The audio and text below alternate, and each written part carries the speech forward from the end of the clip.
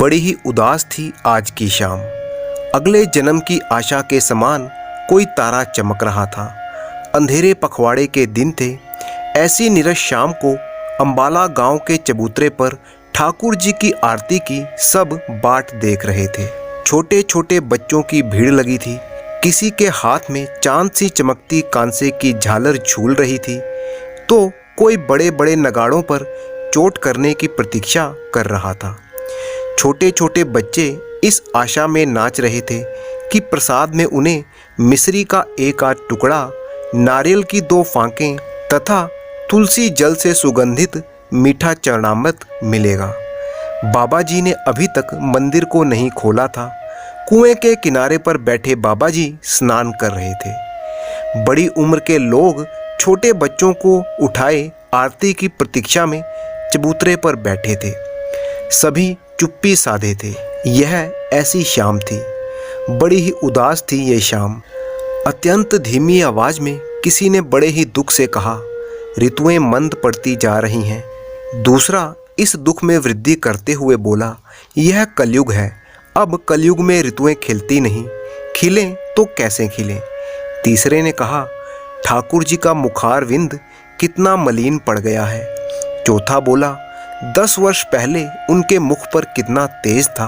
बड़े बूढ़े लोग धीमी आवाज में तथा अंध मुंदी आंखों से बातों में तल्लीन थे। उसी समय अंबाला गांव के बाजार से 2 व्यक्ति सीधे चले आ रहे थे। आगे पुरुष था और पीछे स्त्री थी।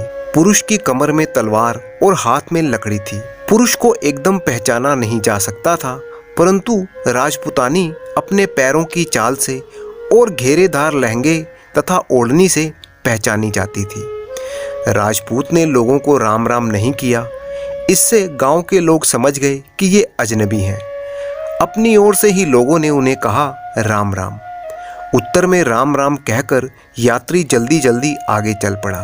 उसके पीछे राजपुतानी अपने पैरों की एड़ियों को ढकते हुए आगे बढ़ती चली जा रही थी।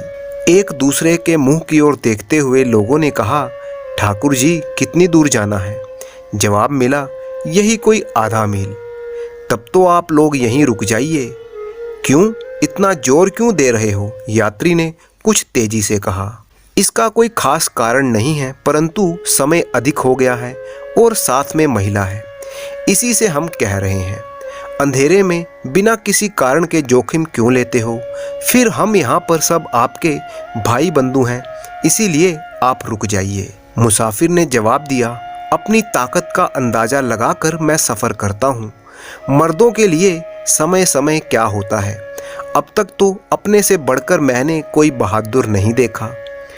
आग्रह करने वालों को ये बात बहुत ही बुरी लगी। किसी ने कहा, ठीक है, मरना ही चाहते हो तो जाओ। राजपूत और राजपुतानी आगे बढ़ गए। दोनों जंगल में चले जा रहे थे। सूर्यास्त हो चुका था। दूर से मंदिर में आरती के घंटे की ध्वनि सुनाई दे रही थी। दूर के गांव के दीपक टिमटिमा रहे थे और कुत्ते भौंक रहे थे। मुसाफिर ने अचानक पीछे घुंघरू की आवाज सुनी। राजपुतानी ने पीछे मुड़कर देखा तो उसे सड़ोसरा गांव का जटा हलकारा कंधे पर डाक की पोटली लटकाए हाथ में घुंघरू वाला भाला लिए जाते दिखाई दिया। उसकी कमर में एक तलवार लटक रही थी। जटा हलकारा दुनिया की आशा निराशा और शुभ अशुभ की पोटली कंधे पर ले जा रहा था। कुछ परदेश गए पुत्रों की वृद्ध माताएं और प्रवासियों की स्त्रियां साल 6 महीने में चिट्ठी मिलने की आस लगाए बैठे राह देखती होगी, यह सोचकर नहीं बल्कि देरी हो जाएगी तो वेतन कट जाएगा, इस डर से जटा हलकारा दौड़ा जा रहा था। भाले के घुंघरू इस अंधेरे एकांत रात में उसके साथी बने हुए थे। देखते ही देखते हलकारा पीछे चलती राजपुतानी के पास पहुंच गया। दोनों ने एक दूसरे की कुशल पूछी। राजपुतानी का मायका सड़ोसरा में ही था। हलकारा सड़ोसरा से ही आ रहा था, इसलिए राजपुतानी अपने माँ बाप के समाचार पूछने लगी। पीहर के गांव से आने वाले अपरिचित पुरुष को स्त्री अपने सगे भाई जैसा ही समझती है। दोनों बातें करते हुए चलने लगे। राजपूत कुछ कदम आगे था। राजपुतानी को पीछे रह जाता देखकर उसने मुड़कर देखा। दूसरे आदमी से बात करते देखकर उसने राजपुतानी को बुरा भला कहा और धमकाया। राजपुतानी ने कहा, मेरे पिहर का हलकारा है, मेरे भाई जैसा है। देख लिया तेरा भाई, चुपचाप चली आ। राजपूत ने बोहें चढ़ाते हुए कहा। फिर हलकारे से बोला, तुम भी तो आदमी आदमी को पहचानो। ठीक है बापू, ये कहकर हलकारे ने अपनी चाल धीमी कर दी। वह एक खेत जितनी दूरी रखकर चलने लगा। अब राजपूत जोड़ी नदी पर पहुंची तो एक साथ 12 लुटेरे आदमियों ने उन्हें ललकारा, खबरदार जो आगे बढ़े, तलवार नीचे रख दो। राजपूत के मुंह से 2-4 गालियां निकली, परंतु मयान से तलवार नहीं निकल पाई। अंबाला गांव के बाहर जाकर लुटेरों ने उस राजपूत को रस्सी से बांध दिया और दूर पटक दिया।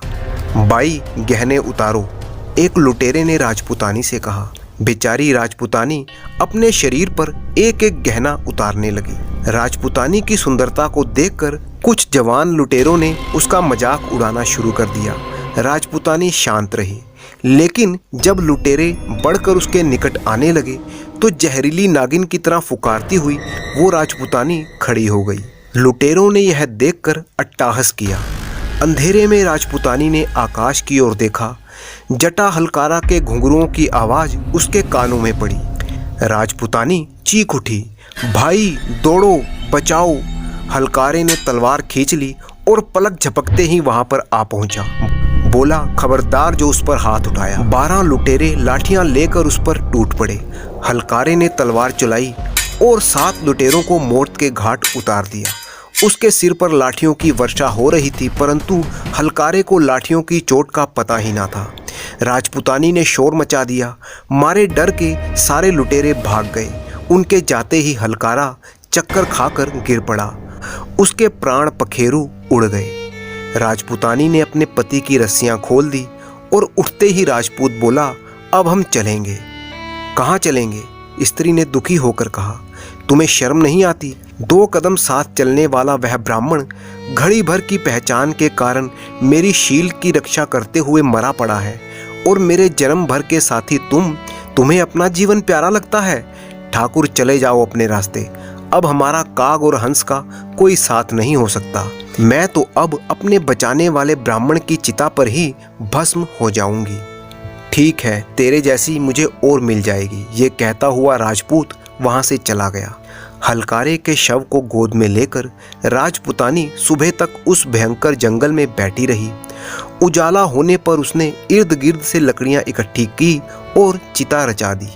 शव को गोद में लेकर वो स्वयं चिता पर चढ़ गई। अग्नि सुलग उठी, दोनों जलकर खाक हो गए। कायर पति की स्त्री जैसी शोकातुर संध्या की उस घड़ी में चिता की क्षीण ज्योति देर तक चमकती रही। अंबाला और रामधारी के बीच आज भी जटा और सती की स्मृति सुरक्षित है।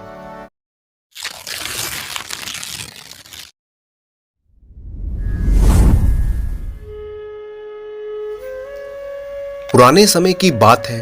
एक गांव में लाजो नाम की एक विवाहिता अपनी सास के साथ रहती थी। कम उम्र में ही लाजो की शादी हो गई थी। शादी के कुछ दिन बाद ही लाजो का पति दिल्ली सल्तनत चला गया, सुल्तान की फौज में भर्ती होने के लिए। सास बहू में बहुत ही प्रेम था। वे दोनों माँ बेटी की तरह रहती। सास घर का सारा काम करती और लाजो बाहर गायें बकरी चराती और खेती बाड़ी का काम संभालती। लाजो अपने पति से बहुत ही प्रेम करती थी। उसकी याद में लाजो कई बार उदास हो जाती। यही हाल लाजो की सास का भी था। बुढ़ापे में बेटे से दूर रहने की चिंता उसे खाई जा रही थी। वो दोनों ऐसे ही अपने दिन काट रही थी। देखते देखते 6 साल गुजर गए। लाजो का पति दिल्ली सल्तनत से वापस नहीं आया और ना ही उसकी कोई खबर आई। लाजो का यकीन था कि उसका पति एक दिन जरूर आएगा। एक दिन लाजो तपती गर्मी में खेतों में काम कर रही थी। काम करते करते वो काफी थक गई। जब इधर उधर नजर दौड़ाई तो बाकी औरतें घर जा चुकी थी। काम और गर्मी से वो काफी थक चुकी थी और प्यास से उसका गला सूखने लगा। लाजो ने सोचा, थोड़ा ही काम बचा है, पूरा करके ही घर जाती हूँ। वो फिर से काम में लग गई। तभी उसके पीछे से उसे एक आवाज सुनाई दी। उसने देखा एक साधु अलख निरंजन बोलता हुआ उसकी तरफ आ रहा है। साधु लाजो को देखकर उसके समीप आ गया और लाजो से उसका परिचय पूछने लगा। लाजो ने कहा, मैं बहुत बड़े सेठ की बेटी हूँ और मैं इस गांव में अपनी सास के साथ रहती हूँ। मेरे ससुर का देहांत हो चुका है। साधु ने पूछा, और तेरा पति कहाँ है? लाजो ने जवाब दिया, मेरे पति कई सालों से परदेश में हैं और मैं उनकी याद में ही दिन काट रही हूँ। साधु ने कहा, क्यों उस निर्मोही के बारे में सोच रही हो जिसने इतने सालों से तेरी कोई खोज नहीं ली और ना ही उसे अपनी माँ की याद आई। लाजो को साधु की ये बात पसंद नहीं आई। उसने अनसुना किया और वापस अपने काम में लग गई। साधु ने फिर से उसे टोकते हुए कहा, क्यों उस निर्मोही की याद में अपना समय खराब करती हो? और साधु लाजो के नजदीक आने लगा। लाजो ने धमकाते हुए कहा, तू जोगी है या ढोंगी है, या फिर ढोंगी जोगी है? तू जा यहाँ से, आगे से कभी दिखाई दिया तो तेरी खैर नहीं। साधु मुस्कुराते हुए बोला, अरे तू तो नाराज हो गई। क्या सेठ की बेटी को गाली देना शोभा देता है? चल दोनों चलकर छाव में बैठते हैं, तू थक गई होगी। अब तो लाजो का पारा चढ़ गया। वो बोली, निर्लज्ज, शर्म नहीं आती इस तरह की बात करते हुए? चुपचाप यहाँ से चला जा, वरना ये देख रहा है ना, कुदाली यही तेरे सिर पर दे मारूंगी। लाडो का गुस्सा देखकर वह साधु वहां से चला गया। खेतों से निकलकर साधु गांव की ओर चला गया और वहां घूमते घूमते लाजो के ही घर पर पहुंच गया और लाजो की सास से भिक्षा मांगने लगा। साधु ने कहा, माता, जोगी को भिक्षा दे दे, तेरा भला होगा। सालों से खोया हुआ तेरा लड़का घर लौट आएगा। ये सुनते ही लाजो की सास साधु के चरणों में गिर गई और साधु को अपने घर के अंदर ले गई। लाजो की सास ने साधु को आसन पर बिठाते हुए कहा, साधु बाबा, बाहर आप क्या कह रहे थे कि सालों का खोया हुआ मेरा लड़का वापिस आ जाएगा? साधु ने हंसते हुए कहा, पर माँ, भूखे पेट भोजन नहीं होता। सुबह से भूखा घूम रहा हूँ, पहले भोजन करवा दो, फिर बातें करेंगे। लाजो की सास बोली, बाबा आप बैठो, मैं आपके लिए खाना चूल्हे पर चढ़ा देती हूँ। इतनी देर में खेत में गई हुई लाजो काम पूरा करके घर आ गई। अपने आंगन में उस साधु को बैठा देखकर लाजो को फिर से गुस्सा आ गया। उसने साधु से कहा, अरे कपटी, तू मेरे घर तक आ गया? बहू की आवाज सुनकर सास बाहर आई। उसने पूछा, क्या हुआ? लाजो ने कहा, माँ, ये कोई साधु नहीं है, कपटी है, कपटी। सास ने कहा, एक साधु के बारे में ऐसा नहीं बोलते, तू अंदर जा, भोजन परोस, मैं आती हूँ। लाजो ने भोजन परोसा और सास को बुलाया। सास भोजन लेकर साधु को देने लगी। साधु ने देखा भोजन पत्तल में परोसा है। साधु बोला, ये क्या, अब मैं पत्तल में भोजन करूंगा? मुझे उस थाली में भोजन दे जिस पर लाजो का पति भोजन करता था। साधु का इतना कहना ही था कि लाजो का पारा अब हद से ज्यादा चढ़ गया। वो गुस्से में पूरी लाल हो गई और बोली, ढोंगी, तूने तो अब नीचता की हद पार कर दी है। तेरी हिम्मत कैसे हुई ये कहने की? उसने आंगन में रखी हुई कुदाल को हाथों में लिया और साधु की तरफ बढ़ने लगी। लाजो का ये गुस्से वाला रूप देखकर साधु भुचक्का रह गया। उसने साधु का चोला उतारा और लाजो की सास के पैरों में गिर गया और बोला, माँ, पहचान मुझे, मैं तेरा बीरू हूँ। लाजो, माफ कर दे मुझे, मैंने तुझे इतना इंतजार करवाया। मैं तो तेरी परीक्षा ले रहा था। मेरे भाग्य में तेरी जैसी पतिव्रता स्त्री का होना ही मेरे लिए सब कुछ है। लाजो और उसकी सास ने बीरू को पहचान लिया। तीनों एक दूसरे से लिपटकर रोने लगे और इस तरह लाजो का परिवार फिर से एक बार खुशहाल परिवार हो गया।